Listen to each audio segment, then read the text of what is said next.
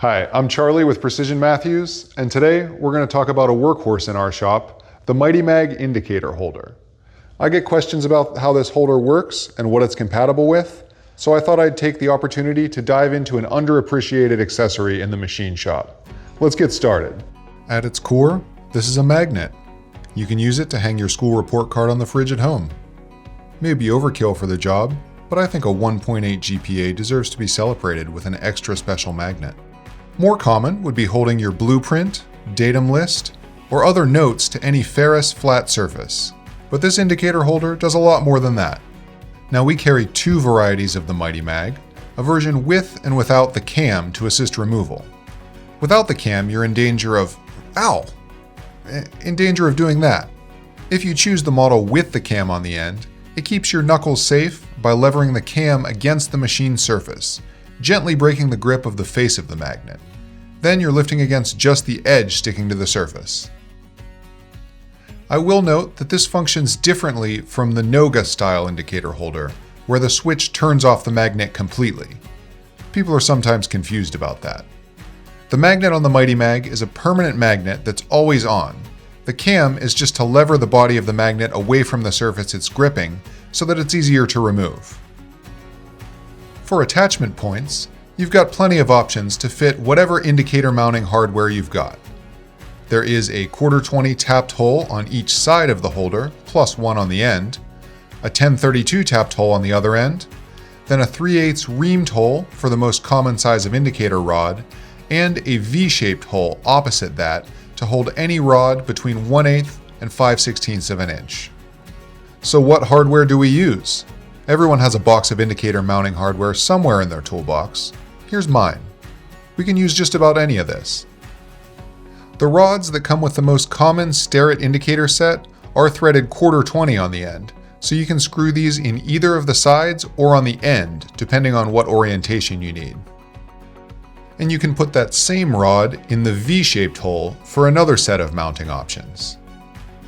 Of course, the 3/8 reamed hole is the size of most dial indicator stems, so those can be mounted perpendicular to the indicator like this. Same with our test indicator, using the 3/8 rod adapter that comes with every dial test indicator I've ever seen. And if you want to put the dial indicator in line with the Mighty Mag, you use the included screw to secure the indicator through the mounting lug on the back. Now that you know how measuring tools attach to the holder, let's look at some practical applications. One of the most common uses on the lathe is to measure carriage travel when turning to a shoulder. Who needs a lathe DRO, right? Actually, I guess we sell DROs, and I'm trying to be a better salesman lately, so disregard that previous statement. Everyone needs a lathe DRO. Also on the lathe, here's a neat little setup to indicate drill depth on the tailstock. You can orient the indicator in different ways or use a different type of indicator if you need to for clearance, but this was the example I came up with. Yes, the lens on my indicator is cracked. No, I don't want to talk about it.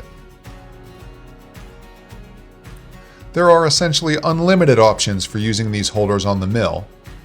In this shot, I demonstrate both holding the indicator with a Mighty Mag and using a Mighty Mag as an indicator stop, which is something that I do when the part is shaped or fixtured in a way that there is not a convenient stop to indicate against on the part itself.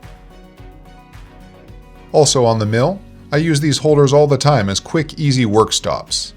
Maybe not quite as repeatable as a dedicated work stop, but it takes a half a second to set up, and it'll get me within a couple thou as long as I carefully clear any chips off the back that stick to it. In this case, we're milling aluminum, so that's not an issue. The parallels do stick to it, so this helps to hold them in place while I'm switching out parts. Speaking of clearing chips, the magnets are the perfect strength to hold tightly when in use, but still easily clear any chips with shop air. Don't forget the safety glasses.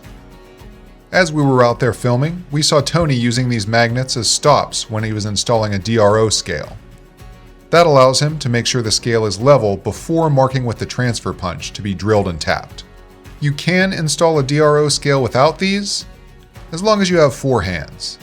You don't realize how often you could use just a nice strong magnet for assembly, installation, or fabrication tasks until you have one or two in your toolbox. So there you have it. I wanted to make this video so more people knew that these versatile tools existed. I have two stuck to the outside of my toolbox, and I reach for them almost every time I'm doing machine work. There is still a place for the Noga style articulating arm indicators, but for me, this is the one that I'm grabbing most of the time. If you have a use for these that I didn't cover, drop it in the comments. I love hearing about new ways to use familiar tools. Until next time, thanks for watching.